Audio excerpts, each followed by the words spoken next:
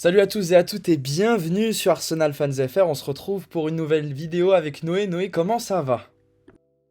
Bah, ça va super. En plus, on va critiquer Arteta et vous savez que c'est mon truc préféré, moi. Donc, je suis bien content d'être là pour discuter avec toi, Lounès. Et donc vous l'avez vu sur la miniature, aujourd'hui on va parler de nos Baby Gunners version 2, on va dire, nos petits jeunes chez qui on voit beaucoup de potentiel. Et donc voilà, on va aborder plein de choses sur leur gestion. Est-ce qu'Arteta les gère plutôt bien? Est-ce qu'au contraire il devrait plus les faire jouer? Il y a beaucoup de tweets, beaucoup de messages dans la fanbase, même quand vous venez sur nos lives. Ouais, No Henry ne joue pas assez, Lewis Kelly est pas à son poste. Bon, ça pour être honnête, on l'a pas trop eu, mais vous avez compris l'idée. Donc voilà, on va aborder tout ça et je laisse tout de suite la parole à Noé. Ouais, parce que genre, j'ironise beaucoup sur ça, sur la critique d'Arteta. Il joue pas assez les jeunes. Et je comprends parce que je pense que ça témoigne d'un sorte de conflit de valeurs entre ce que c'était sous Wenger et ce que c'est maintenant sous Arteta. Dans le sens où sous Wenger, il y avait ce côté, voilà, l'académie. On se souvient en 2012, le contrat des 5 jeunes de l'académie, enfin de 5 jeunes britanniques en tout cas. On fait grandir des talents et puis après ils partent chez les grands clubs, etc. Et bah aujourd'hui, en fait, force est de constater qu'on n'est juste plus une colonie de vacances. On n'est plus un terrain qui permet de faire grandir des jeunes, qu'on est juste une équipe pragmatique qui cherche à gagner. Et tu gagnes pas nécessairement, sur court terme en tout cas, en faisant jouer des jeunes de 16 ans, 17 ans et en les faisant progresser, en acceptant qu'ils fassent des erreurs, qu'ils grandissent en faisant ces erreurs, etc. Donc je pense qu'il y a des manières d'avoir une discussion un petit peu plus subtile, un peu plus nuancée sur la question, mais ceci dit, je trouve que cette tendance à dire Arteta détruit les jeunes, tout ça, elle est un petit peu superlative, on va dire, et que finalement, bah, Arteta, il gère plutôt bien les jeunes. Et donc on va parler de la question des jeunes, la gestion des jeunes joueurs. Qu'est-ce que c'est faire la gestion d'un jeune joueur aujourd'hui dans le football moderne? Et bah c'est pas balancer des gamins de 16 ans dans le grand bain dès qu'ils sont un peu talentueux, etc. On l'a bien vu au Barça par exemple, qui repose beaucoup sur leur académie, c'est probablement la meilleure académie du monde. Et résultat, ça amène à des Pedri, des Fati, des Gavi qui se sont pétés très tôt dans leur carrière parce qu'ils ont accumulé beaucoup trop de minutes de leur plus jeune âge. Que mine de rien, quand t'as 16 ans, 17 ans, bah t'as pas ton corps d'adulte et donc tu tapes face à des grands gaillards, tu te fais fracasser, et puis l'accumulation de rythme, tout ça, t'as besoin de grandir, t'es toujours en puberté techniquement. Donc pour moi, c'est une bonne chose de laisser les jeunes entrer progressivement, de les faire entrer en entraînement d'abord, leur donner des minutes par-ci par-là en fin de match, pour ensuite les intégrer pleinement quand ils auront 21, 20, 21 ans et qui peuvent vraiment éclater sans avoir ce risque-là de se péter ou de faire des trop grosses erreurs qui nous coûtent des points parce qu'on sait que perdre des points aujourd'hui, ça veut dire que t'as probablement pas le titre. Moi, ce qui m'a donné l'envie de faire cette vidéo, effectivement, c'est que, et tu l'as bien dit, Noé, quand on voit le Barça, on se dit waouh, la meilleure, la Masia. En fait, tout le monde sait ce qu'est la Masia quand on suit le football. Le nombre de cracks qu'ils sortent, et là on le voit même actuellement, deux jeunes joueurs de 17 ans qui sont titulaires en Liga dans l'équipe qui est première du classement et qui est peut-être sans doute l'une des trois meilleures équipes d'Europe, Lamine Yamal et Koubarsi. Ces deux joueurs qui ont 17 ans qui choquent vraiment le monde du football. Mais là aussi, je vais rejoindre ce que tu dis, Noé. C'est-à-dire que leur chance, enfin, on leur donne leur chance. Ils sont déjà à une saison complète quasiment tous les deux.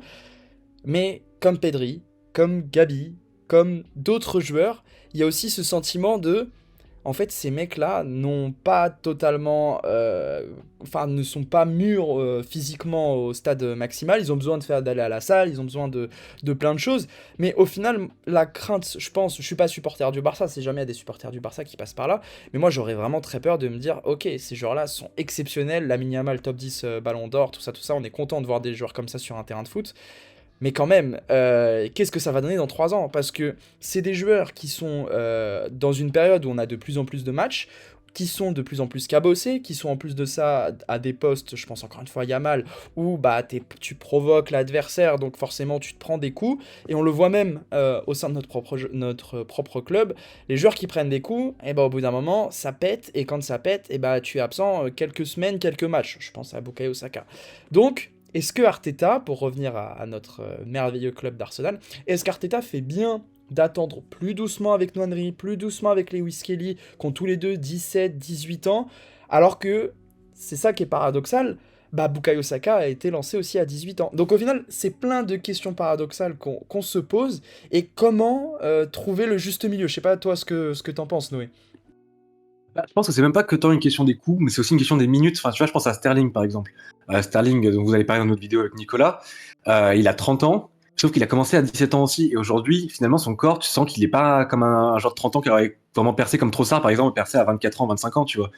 quand tu accumules des grandes minutes dans un championnat aussi compétitif et aussi physique que la première ligue, et ben en fait ton corps il subit plus à longue durée.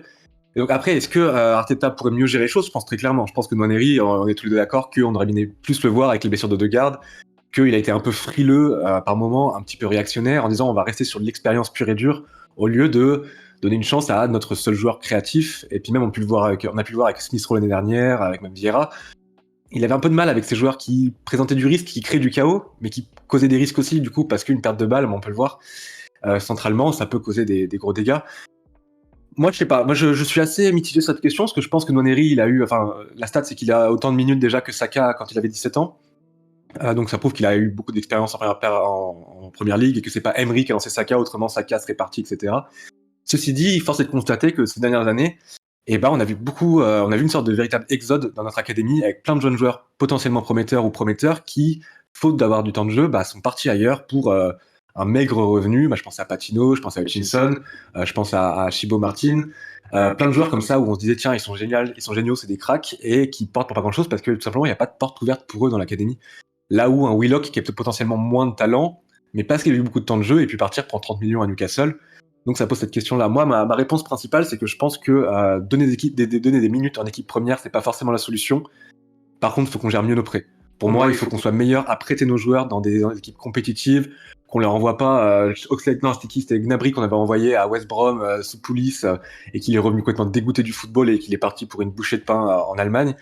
Il faudrait qu'on les envoie dans des clubs qui comprennent leur rôle, qui les fassent jouer à des postes qui correspondent à ceux qu'on veut les faire jouer nous une fois qu'ils sont de retour, et qu'on leur donne des minutes conséquentes dans des championnats compétitifs, sans pour autant mettre en péril notre saison à nous, faute d'erreur. Voilà.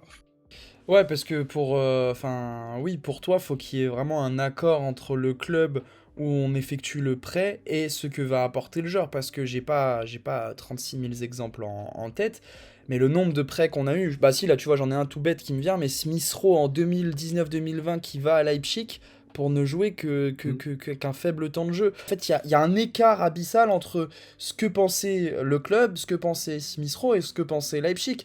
Donc, au final, c'est là où je te rejoins, c'est que on doit mieux gérer nos prêts parce que c'est pas normal en fait. C'est pas normal qu'on ait 7 exodes. Et c'est pas normal, encore une fois, désolé de m'appuyer sur le Barça. Le Barça, je trouve, développe bien son académie. Alors certes, c'est dangereux parce que tu peux avoir des joueurs blessés, mais c'est pas des joueurs qui vont partir je ne sais où, comme un Niabri, comme, bon là, on a vu Hutchinson qui est parti à Chelsea. Une autre idée que je voulais développer, c'est que euh, toute la génération Nelson, Saka, Smith Rowe, Willock, Nketiah a profité un petit peu du creux 2019, 2020, 2021, le changement Wenger, Emery, Arteta. En fait, tout ça, ils en ont profité. Peut-être que si le club avait été plus stable à un moment donné, on n'aurait pas eu l'éclosion de ces joueurs-là, on aurait peut-être eu des départs plus tôt, et là, c'est pas le cas.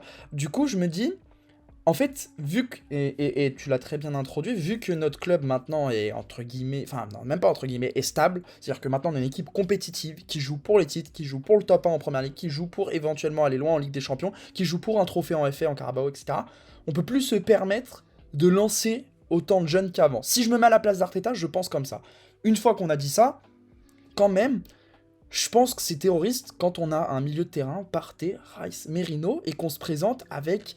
En fait, on savait qu'on allait déjouer contre Bournemouth à ce moment-là. Enfin, c'est pas normal d'avoir ce type de milieu, alors que Merino, retour de blessure, vient d'arriver au club, et Rice, qui était positionné un cran au-dessus, et au final, tu te retrouves dans un match où ton seul créateur, c'est Trossard, on va dire. Trossard, allez, Sterling, mais Sterling, lui, il va provoquer, il va pas créer. Et Havertz, qui est dans un étau avec les deux milieux. Du coup, c'est ça qui est frustrant en tant que fan d'Arsenal. On peut penser qu'Arteta gère bien ces jeunes de 17-18 ans, mais d'un autre côté, c'est pas parce que tu les gères bien que tu ne peux pas te permettre... Enfin, comment dire, j'ai l'impression que c'est très carré, très ok, non, lui il va jouer X minutes, etc. Non, des fois tu peux te dire, allez, foutu pour foutu, Ethan, tu t'échauffes ou tu vas jouer. Et si ça le fait pas, c'est que 45 minutes pour Nwaneri, et tant pis. Mais je comprends cette volonté d'y aller petit à petit, petit à petit. Mais je pense pas que Nwaneri ce soit un peintre. On l'a vu hier contre Preston, le match, enfin le but qu'il met, l'assurance qu'il a, balle au pied. Enfin, en réalité, si on veut vraiment être, être honnête, je pense, t'as Odegaard, t'as Trossard qui peut jouer mais dans un rôle différent d'Odegaard dans l'entrejeu, et normalement tu dois avoir Nwaneri. Pas un autre milieu de terrain si tu veux au moins garder ton ADN d'Arsenal qui est celui de créer. Donc voilà, je sais pas ce que t'en penses, Noé. Bah, c'est ça le truc, c'est que là je te rejoins, c'est le fait que ça va être un peu critique envers Arteta. Ça rejoint deux choses sur Arteta. Premièrement, c'est qu'il a tendance à vouloir consolider à la base plutôt que de laisser la liberté en haut. Ça, c'est un truc qu'on voit depuis le début d'Arteta. Et bah, malheureusement, un joueur créatif, milieu offensif, on va l'appeler Nwaneri, bah, il en paye les conséquences parce que bah, du coup, il n'y a pas forcément de rôle pour lui, qui n'est pas forcément rodé dans le contre-pressing comme un Odegaard, dans la conservation de balles. Tout simplement qui a 17 ans, quoi, qui est un peu foufou, qui veut juste provoquer des choses. Donc ça, c'est un souci chez Arteta. L'autre souci chez Arteta, c'est ces changements qui sont désastreux. Et ça fait longtemps et il n'a pas beaucoup progressé dans ce domaine-là, je trouve. Parce que quand tu parles du match de Bournemouth, là, Nwaneri, il rentre quoi à la 81e quand on perd 2-0 en même temps que Jesus. Tu te dis, il y avait un créneau 20 minutes plus tôt, 25 minutes plus tôt pour le faire rentrer et peut-être que le match aurait changé à ce moment-là. Là, c'est vraiment un remplacement de tout pour tout, alors que tu pourrais dire, bah en fait non, c'est pas mettre toutes les cartes sur la table, c'est aussi juste tenter autre chose, tenter une nouvelle configuration, tenter de mettre un joueur qui l'avait montré auparavant à Leicester, qu'il est capable de débloquer les choses, qui est capable de nous faire remporter un match, et le faire entrer à ce moment-là du match, j'ai trouvé ça compliqué. Alors oui, voilà, c'est ça. Je pense que si Nwaneri jouait plus souvent 30 minutes à la fin d'un match, qui rentrait à la 65e comme Wenger aimait bien faire ses changements à la 66e, on aurait peut-être moins de soucis en tant que fanbase en disant ok, bon, il donne 30 minutes, un tiers de match, ça va, c'est pas dramatique. C'est le fait qu'il le fasse rentrer à la 82e minute qui, je pense, blesse un petit peu parce qu'en fait, on a le temps de voir juste un soupçon de lui à son haut niveau. Et tu te dis, mais ça, x3 sur un temps 3 fois plus épais, bah, qu'est-ce que ça donnerait? Peut-être qu'on on aurait marqué peut-être 3-4 buts de plus cette saison. Et peut-être qu'aujourd'hui, on aurait 3-4 points de plus aussi. Donc c'est un truc compliqué. Et, je prétends pas connaître Arteta, je prétends pas maîtriser les gestions d'effectifs ou la tête stratégique comme Arteta, évidemment. Donc je ne comprends pas. Je lui fais confiance malgré tout. Je ne suis pas dans le genre à aller le critiquer sur un truc que je comprends pas parce que je pense qu'il est beaucoup plus intelligent que moi dans ce domaine-là. Et voilà. Tout ce que je peux dire sur cette question, c'est que je comprends pas. Il a le cul entre deux chaises parce que d'un côté, il le met dans l'effectif, il se dit, bon bah, je te fais confiance, maintenant t'es vraiment dans ma base de 16-17 joueurs qui va régulièrement venir faire les déplacements, etc., etc. Chose qui n'était pas acquise au final l'année dernière, c'était pas le cas, tu vois. Là maintenant, il est quasiment tout le temps. Mais d'un autre côté, pour moi, je pars du principe que si t'es dans l'effectif, t'es capable de rentrer. Et j'ai le sentiment qu'Arteta est en mode, tu vas pas rentrer. Alors que le mec est dans les 18 quasiment tout le temps, donc c'est ça qui crée un sentiment de frustration. Et après, encore une fois, désolé, ça part un peu dans tous les sens.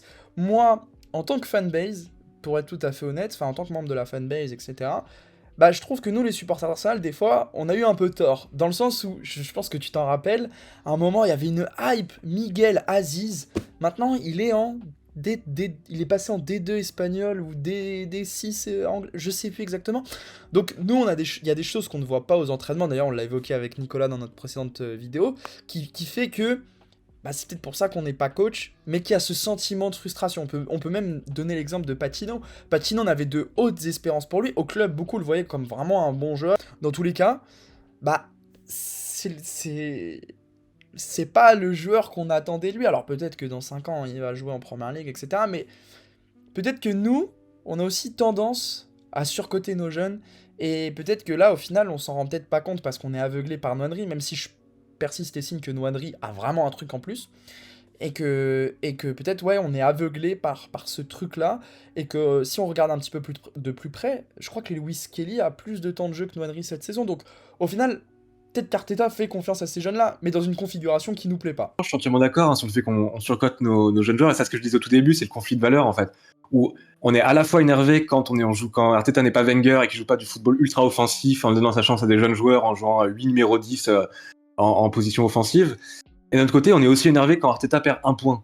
Donc à un moment donné, je me dis, faut un peu équilibrer les deux, quoi. Donc, je me rends pas compte exactement de ce qu'on pourrait faire mieux. Je veux dire, je pense que le compte Twitter, notre compte Twitter Arsenal Fans FR, un petit peu, on peut prendre un peu de blâme là-dessus parce que je vois la propagande qu'on fait sur Max Dauman, qui a 14 ans, qui est un attaquant qui a l'air prometteur pour les Angleterre, tout ça, mais c'est avant tout un attaquant qui a fait sa puberté avant tout le monde, donc forcément il est plus fort que tout le monde parce qu'il met des coups d'épaule, il bouge tout le monde. Enfin, ça va pas beaucoup plus loin que ça. Moi, ce que j'ai vu techniquement de lui, ça m'a pas vraiment rassuré. Parce que c'est ce que Wenger disait, s'il y a 12 ans tu sais pas faire un contrôle de balle, tu l'apprendras jamais de ta vie. Et je l'ai vu faire des contrôles de balle, je me suis dit, il saura jamais faire de sa vie, lui. Donc à voir ça donne dans le futur. Mais on a cette tendance-là, donc du coup, on a toujours cet aspect-là, Wenger, à vouloir vraiment voir les jeunes. On a peut-être le nouveau Fabregas, on a le nouveau Wilshere. Ce qui est rarement le cas, faut l'admettre. Là, notre académie, elle est pas à son top niveau. Notre académie, elle a bien chuté d'ailleurs ces dernières années. C'est quand même pas terrible. Hein. Je veux dire, quand tu voyais qu'il y avait que Sago Junior qui était venu aux États-Unis il y a 2 ans, tu dis qu'il n'y a pas grand monde derrière. Et je pense qu'il fait confiance à Noneri et Lewis Kelly. Je pense que c'est les deux jeunes qui vont vraiment une opportunité en équipe première. Hein. Je pense que les Evan, les tout ça, et je pense que c'est les Nichols, c'est bien sympa, mais à mon avis, ils n'ont pas un grand futur au club. Donc on a deux éventuels talismans. C'est déjà pas mal. Il n'y a pas d'équipe qui n'ont pas ça. On aimerait bien les voir plus. C'est normal, c'est notre frustration. Je préfère voir l'équipe gagner des matchs que de voir plus de ces jeunes joueurs. C'est aussi simple que ça, mon pragmatisme. Ok, et du coup, si on devait... Enfin, je sais pas si t'as d'autres choses à ajouter, mais si on devait répondre à la question est-ce une bonne gestion d'Arteta, toi tu dirais quoi?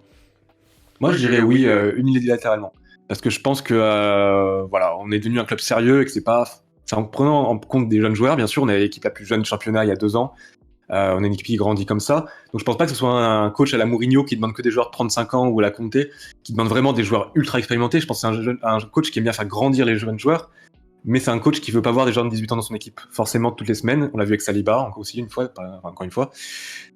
Et pour moi, c'est une bonne chose. Pour moi, tu as atteint ton pic quand tu as 22-26 ans et tu devrais avoir un effectif qui est globalement composé de gens de 22-26 ans avec quelques joueurs un peu plus âgés, quelques joueurs un peu moins âgés, mais pas beaucoup plus. Tu peux pas gagner un championnat à la Southampton comme on le voit actuellement avec leur équipe super talentueuse qui va probablement redescendre dans le championship directement parce que tu mets des jeunes de 17 ans, ils sont sympas, mais ils gagnent pas des matchs, quoi. Ouais, bah, moi, tu vois, je suis un peu plus dans le sens où c'est une bonne gestion de la part d'Arteta, mais qui est pas parfaite. C'est-à-dire que, comme on l'a dit bah, pendant toute la vidéo, il y a quand même des changements qui m'ont fait grincer, des changements tardifs qui m'ont Mm. agacé, et je pense qu'on est, voilà, dans le petit à petit. Ça y est, Nwaneri a fait une première saison, on va dire, sur le banc, où il rentrait très très peu l'an passé, où il a fait que quelques groupes. Là, maintenant, on est dans une saison où il va gratter 10 minutes par-ci, 10 minutes par-là.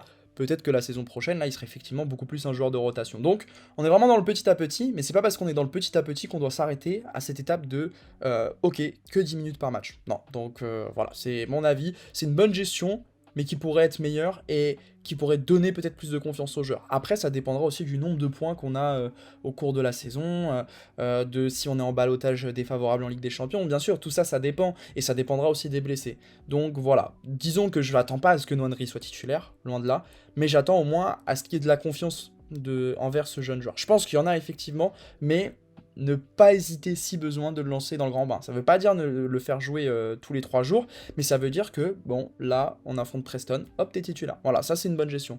Mais encore une fois, là, t'affrontes Bournemouth, aller à un milieu avec 3 milieux dits défensifs dans un match comme celui-ci, je pense pas que ce soit la bonne solution. Donc voilà mon avis. Mais je pense que là, ce que tu décris, c'est plus une mauvaise gestion des joueurs tout court d'Arteta que des jeunes joueurs. Et c'est là où il y a une petite différence parce que on pourrait dire la même chose de Nicolas Pepe, super bon, il a été mis sur le banc après très rapidement, alors qu'on avait besoin d'impact offensif. Lokonga, il a fait une erreur, on l'a plus jamais revu. Tavares, c'est pareil. Alors c'est des joueurs un peu jeunes là, en l'occurrence ici, mais je veux dire Jorginho, il est un peu aux abonnés absents depuis un petit moment. Vieira Smith-Rowe l'année dernière, quand on avait besoin de numéro 10, ils ont quasiment pas joué. Nelson aussi. Donc c'est des joueurs, globalement, en fait, pour moi, c'est Arteta, c'est un coach, pardon, excusez-moi, qui se concentre sur 14-15 joueurs titulaires. Et après, il a un peu du mal à étendre cette équipe première à d'autres joueurs au-delà de ça. Qui est probablement quelque chose qui est raisonné et rationnel de son point de vue, que moi j'ai du mal à comprendre par moment. Mais c'est pas tant une question des jeunes joueurs là que des joueurs en général et de ses changements et de de son noyau très resserré d'équipe, quoi. Bon bah voilà les gars, merci à tous et à toutes de nous avoir suivis. N'hésitez pas à mettre un petit pouce bleu, à vous abonner si vous ne connaissiez pas juste avant cette vidéo. Ça fait toujours plaisir, ça nous aide pour le référencement. Et on se dit à très bientôt pour une nouvelle vidéo. Allez, salut Gunners! Salut l'équipe.